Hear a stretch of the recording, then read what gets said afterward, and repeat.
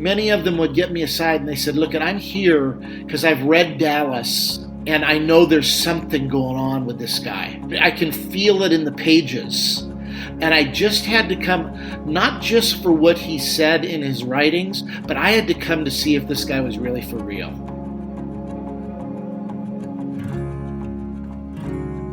Welcome to the Renovare Podcast, a place for honest conversations about interactive life with God. I'm Nathan Foster, and my guest today is Keith Matthews. Keith is chair of the Graduate Ministry Department and professor of practical theology at Azusa Pacific Seminary. He's co-author of the Study Guide to Divine Conspiracy and currently teaches in the Dallas Willard School of Kingdom Living. Keith had the unique privilege of helping teach a class each year at Fuller Seminary with Dallas Willard, and he did this for 18 years. I talked with Keith over video call from his home in Southern California about his relationship with Dallas and what he learned from all those years of being together. Keith, you are in a really unique position in terms of someone who spent 18 years in a classroom with Dallas. Is this accurate? Yeah. 2 weeks every summer in a DMin program at a monastery. At that. Yeah. What was that experience like for you? I ended up following James Bryan Smith, who had done it for about 8 years, and he was going to go back to school. So I had known Dallas for many, many years, even prior to that. And I was pastoring, and I was in California, and they asked me to come and fill that spot. And it was, I truly didn't realize what I was getting into. It's only hindsight now that I realize how privileged I really was. I mean, I was scared to death to sit next to him and fill a role where I was kind of an interpreter to the class for some of the things that he would be saying, because he would say some things and I would go, Lord, wow, what was that Dallas just said? It was powerful, I know, but man, what was that? But over time, by the time I'd finished doing this after 18 years with him, there were many times I could just about finish a sentence. It had become that way. Right. Not that he was a push the button and just speak, robotically. No, he never did that. But there were things that were so profound over the course of those years in a class of 20 to 30 pastors from all over the world that came to see him. This is the interesting thing. Many of them would get me aside and they said, look, I'm here because I've read Dallas and I know there's something going on with this guy. I can feel it in the pages. And I just had to come, not just for what he said in his writings, but I had to come to see if this guy was really for real. Was he really the guy that you felt was talking out of experience, not just head knowledge? And their conclusion after the 2 weeks? Over and over again, Nate, the conclusion was, I'm more impressed with him than even his writing. Yeah. That was by far the reality, because he was always gracious, always available. When you would talk to him over to the side, you would feel like you're the only one in the room. You would feel that way with him. Kind, generous, wonderful person. So I miss him terribly. 30 years of relationship, and he is without a doubt the most impactful person that I've had in my life. And I like to think that I'm trying to carry that on, not just in taking his ideas and his theology and his formational insights, but I want to be like him. The life, the life. character, yes. Yeah. So I had a great time. It was a gift, and I'm still teaching that same class at Fuller every other year, and I teach all of his stuff in my classes at Azusa Pacific Seminary, and it's the highlight of my life. It really is. Tell me the story of when you first met Dallas. I had just begun Fuller Seminary in 1983, not really planning on becoming a pastor, although I felt a call very early on from my Jesus movement days, but I didn't have very good models to guide me into pastoral ministry. I really didn't want to do that, but I wanted to serve Jesus.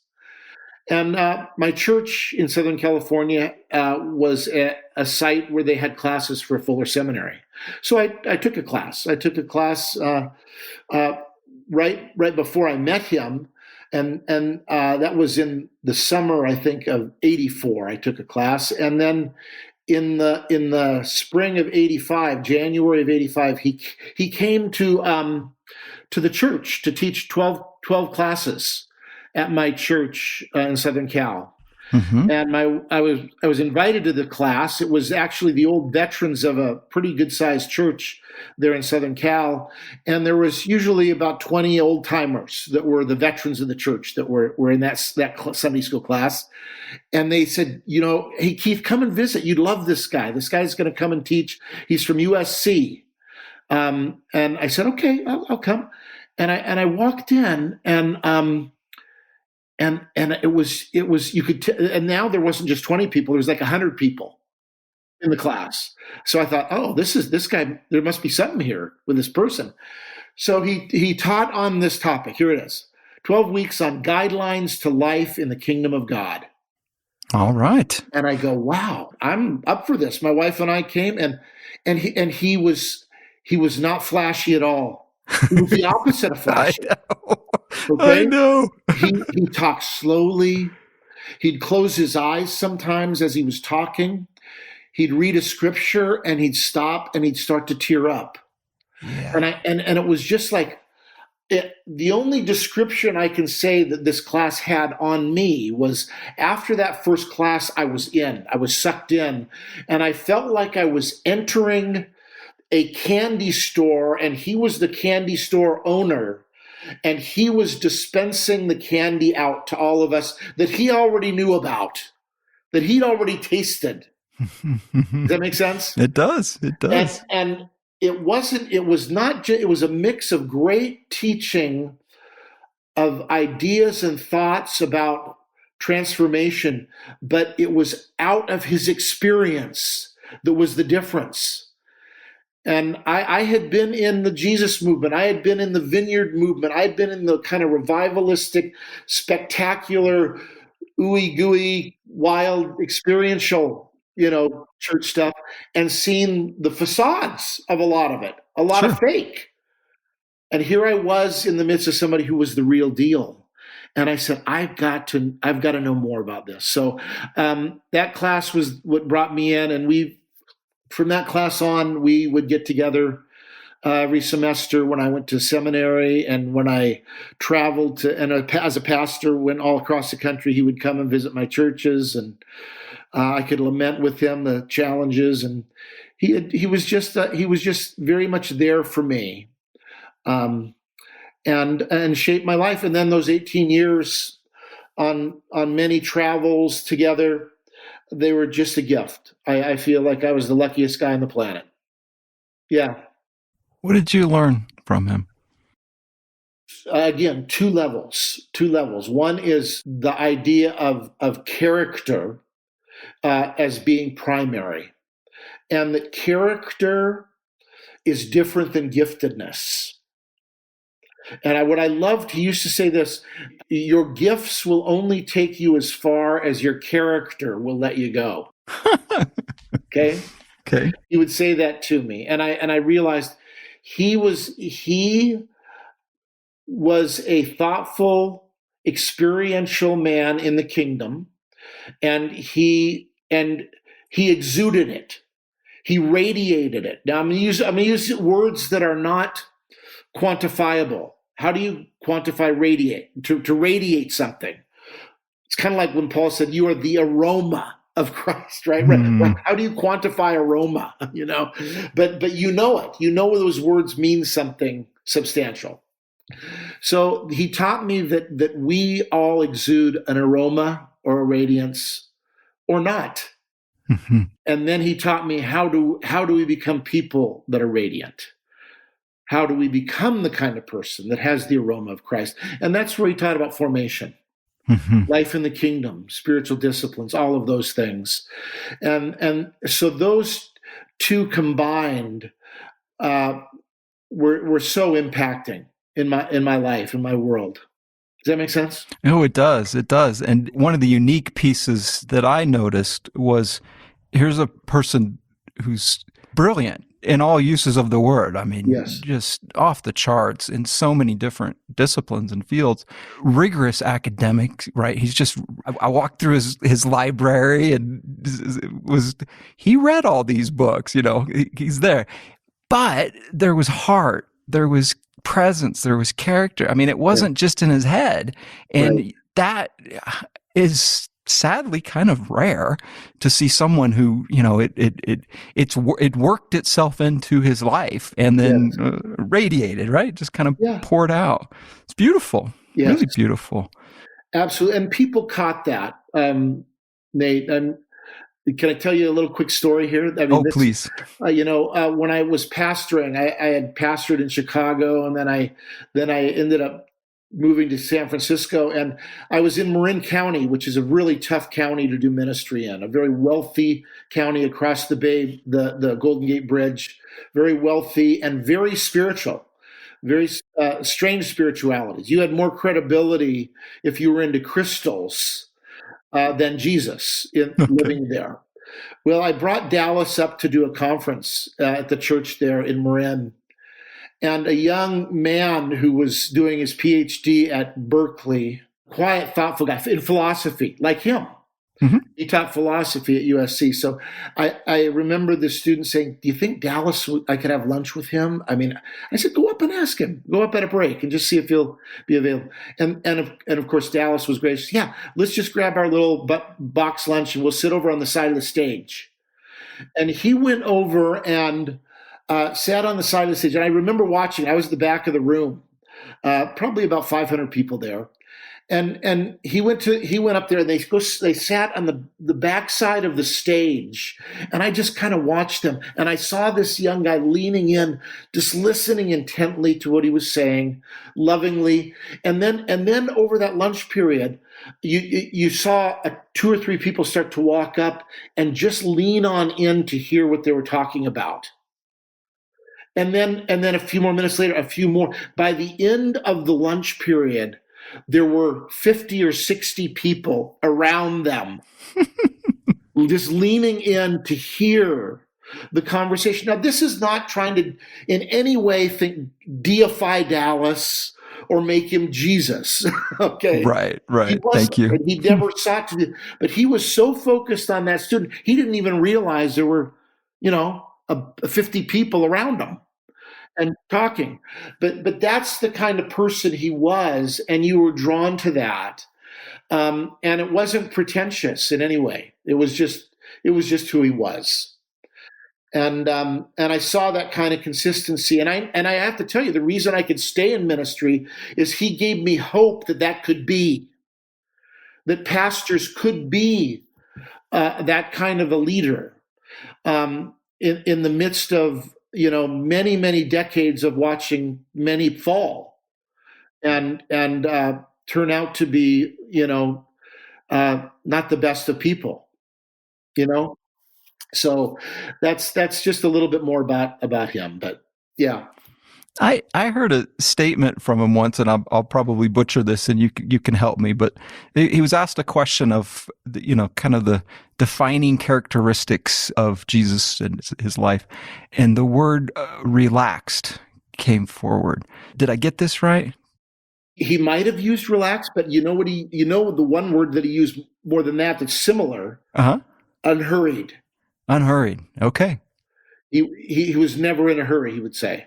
what reminded me is that that's what Dallas seemed like to me. Never in a, relaxed, almost to a fault. I mean, I'm sure it would annoy people who are trying to get him to go somewhere, but But that was, John Wesley said that too. I'm always in haste, but I'm never in a hurry. And Dallas his personality was pretty laid back though, Nate. So I gotta give him that he was a little more wired. I'm an extrovert, so I have more intensity, but he had a gentleness, and I wish I could have that. I want more of that, but he wasn't in a hurry. When I would walk with him, he had a tenderness. He'd grab my arm, hook his hand under my arm, and we'd walk really slow. And he'd talk to me, and it was very sweet. He was just a unique and wonderful man. What do you miss most about him? Oh, I miss being able to talk, like, boy, oh boy. I mean, it's been May of 2013 when he passed. So we're 8 years gone. That's wow. It seems like yesterday, but I miss being able to call him up and ask what he thinks about what's going on in the world, and or even a theological question. I mean, we don't have the questions to be able to ask him. That he was always up on things. I mean, Nate, he was a brilliant thinker on a wide range of topics.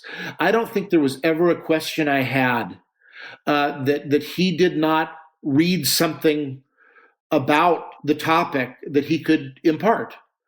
So I miss his presence. I miss the ability to talk to him and just ask him questions, and just have him in my life in that way. That's without a doubt. That's the biggest thing. I have a really strange question, and if this is we can cut this if we need to. Okay. But has there been anything good about his passing? I'm sure there is manifold goodness because of the seeds that he sowed. But I have been more on the inside of the challenge, because Dallas did not, he was not one that planned for his departure, planned for what happens after I go, on a lot of fronts. He was very generous with everyone that he taught to just take it and go do it. Don't credit me. Right. Go take my stuff and put your name on it. Stuff and go do it. So I want to hope that all of that translated into good things. But like everything, that's a risky thing to do. Right. And so I think that although I think that we are challenged in the spiritual formation movement, Dallas and your dad were keys to that, and I'm not sure that I don't want to speak for your dad at all. He'll probably hear this this podcast, but I'm not sure he wanted that mantle, the weight of that mantle to carry that. So I think we're in a very unique time right now. Yeah. In the spiritual formation movement, to say, maybe it's a reset time. Maybe it's time to look at it and say, what can we do differently? What does the culture need differently now? We're in a different world. Right. I was thinking of that line when Jesus said, "It's better for me to go," and I thought, I read that verse and no, it's not better to, I could hear the disciples doing that, not to make a connection at all, between the two, but just it's for a few years, it's got me thinking that there are often good things that birth out of people's passing. And so that's kind of what, as much of his work and ideas have, many people have picked up and are working with. Are you encouraged by that? Do you see holes or things that are lacking? Great question. I still see every semester in my classes, and I teach classes that are very diverse. I mean, I have Asian, I have Hispanic, I have Black, I have white, I have all different types of ages, men and women. I love that diversity. I feel like I have the world in my class. And every time I walk into class each semester, I think, boy, all these people, they've probably heard all this stuff about spiritual formation and discipleship. And they do have they have some sort of a paradigm that what they think that is. But as I start teaching this material, it's like light bulbs are going off in ways that they never thought. And it's not me. It's the stuff that Dallas wrote about. I mean, it's about life in the kingdom of God. How do we live daily with Christ, whereby we come to take on His character? So that's that that is something that I see still matters to people. I can't deny that. Now, are there some holes? Yeah. I mean, I'd say one of the bigger holes, especially now, is that evangelicalism has faded considerably. I don't think many would argue with that reality. That white evangelicalism particularly is in real trouble. Um, Many leaders have fallen on the wayside, and I still think they live off of a message that is built around conversion and built around atonement, and so they don't understand fully the idea of spiritual formation and our role in becoming holy. It's as alive today, the issues, as they were when Dallas was alive. It's just the culture has shifted. What does that look like for you, living daily with Christ? What has been most meaningful for me in the past few years, at least since Dallas's passing, is developing a life around formational prayer. I call it formational prayer. Prayer that is engaging with the truth of who God is, vision of who God is through ancient prayers. I get up every morning. I kind of have to go on good cardiovascular walks. I had a heart attack a couple years after Dallas passed. So my cardiologist says, you got to do some cardio. But I do that every morning. And I got to tell you, silence and solitude is still a part of my life. But creation is an incredibly important piece of how I hear God nowadays, as well as I recite ancient prayers, even the Apostles' Creed, and prayers that are really meaningful to me, that grab my mind and heart and place me before God's throne every day. So I try to live in that reality. I don't want to just say try. I want to train with that reality in mind. I can't imagine living any other way now. That kind of training becomes habit. And that's what Dallas envisioned. That spiritual disciplines are about changing habits. That's a big part of my life. COVID has knocked this extrovert out of the connection with groups and people other than Zoom. But I'm looking forward to finding that again. Yes, yes. You're part of the board for Dallas Willard Ministries. Is that correct? I was at one time. I was the president. I'm now working with the family around a newly formed company called Dallas Willard Publications. So I'm chairing that board right now to try to help preserve, protect, and proclaim the legacy of Dallas. That's what I get to do now. And then I teach in a new school that we started called Dallas Willard School of Kingdom Living. I want to hear about that, but first tell me on the publication. How is that going? Are there, books in the works that you're able to talk about? Well, you know what? I'm talking to you not even a month into that finalization. We wanted to see this happen shortly after Dallas passed, but now it's only been 8 years, but we're here now. Good. So you'll be the first to know. Well, I remember hearing someone say there's, in the garage, there's manuscripts collecting mold or, boxes of what could Oh, be books, right? well, when he passed, myself and a few others, we all went to a monastery in Southern California, and we had, I think it was 57 bankers' boxes of Dallas's files from USC and his home office. And we went through all of those boxes, and I mean, it was like panning for gold. Not for riches, but I mean, they were just rich in content. And I think that over the next few years, you'll see some good things come out of the publishing company. Mm-hmm. Speaking of books, do you have a favorite Dallas book?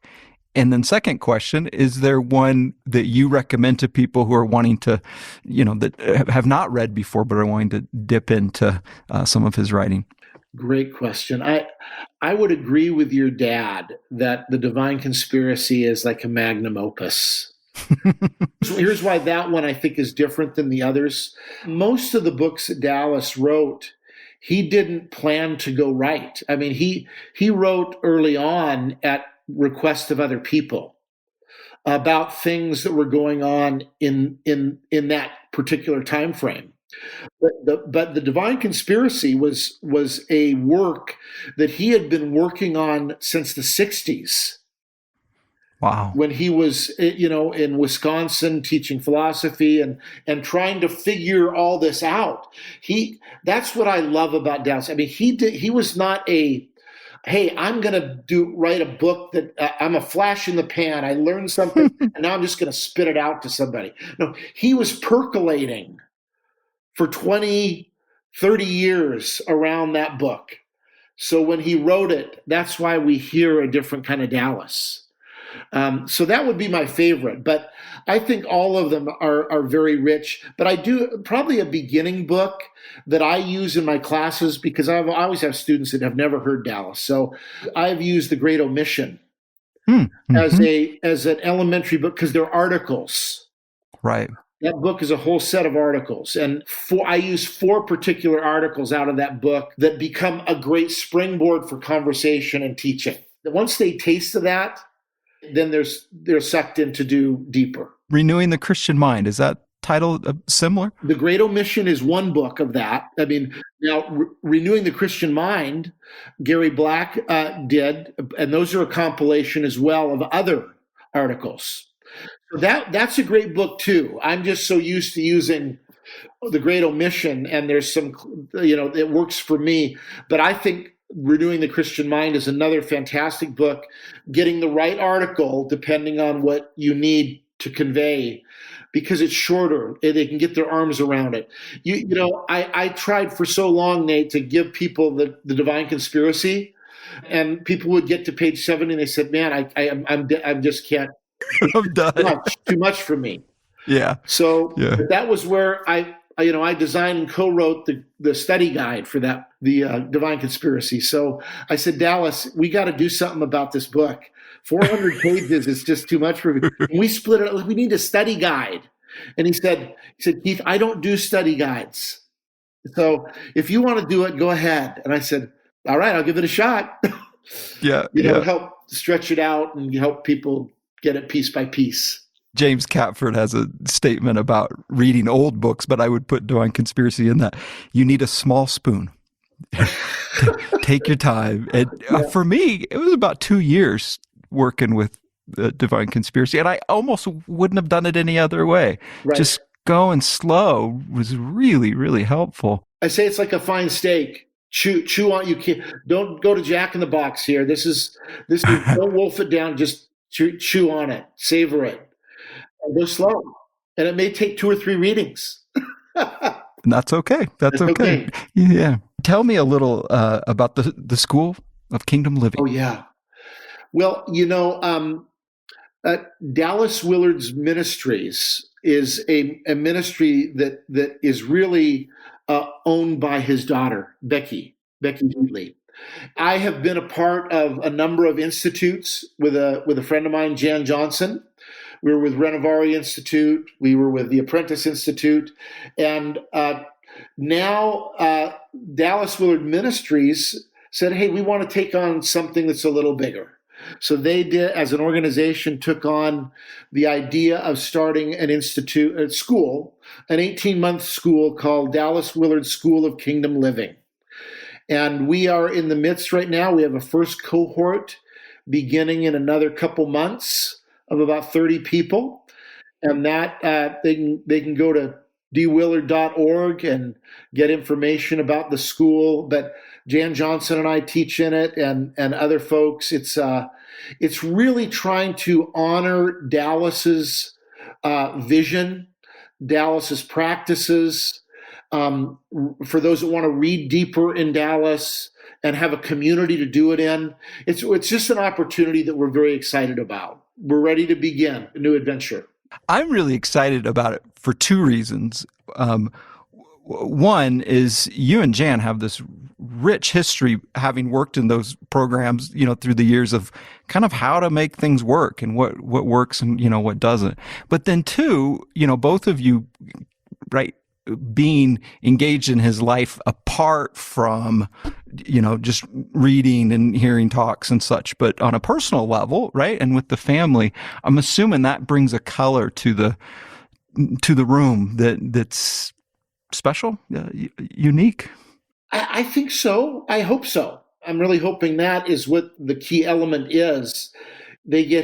Hopefully they get some rub off of the aroma of Dallas along with us. Yes. That's what we're after. I'm really excited to see it as you guys launch that and where it goes. I really enjoy talking with you. Two pieces. I know you're working on a book, and then with the publication with Dallas Willard's work, please come back. Yeah. With both of those, I'd love to chat when those come out. I would love to. And that was Keith Matthews. You can learn more about Dallas Willard Ministries and their School of Kingdom Living at dwillard.org. You might also find it helpful to check out a couple of interviews I did with Dallas and Jane's daughter, Becky Willard Heatley. Episode 129 is about Dallas's book, Life Without Lack, and episode 139 is a special conversation we had about growing up with her dad. You can find these links and more information about today's episode on the show notes located on the Renovari website. I'm Nathan Foster, and you've been listening to the Renovari podcast, made possible by donations from people like you. You can support this podcast with a tax-deductible gift at renovari.org/donate. Renovari is a Christian ecumenical renewal effort offering resources and experiences to help people become more like Jesus. You can find articles and other resources at our website, renovari.org. Subscribe to this podcast wherever you get your podcasts. We love hearing your questions or thoughts. Email at renovari.org or tweet at Renovari. This podcast is produced by Brian Moricon, who also wrote the opening song titled Be Kind. And until next time, be well, friends. Be well.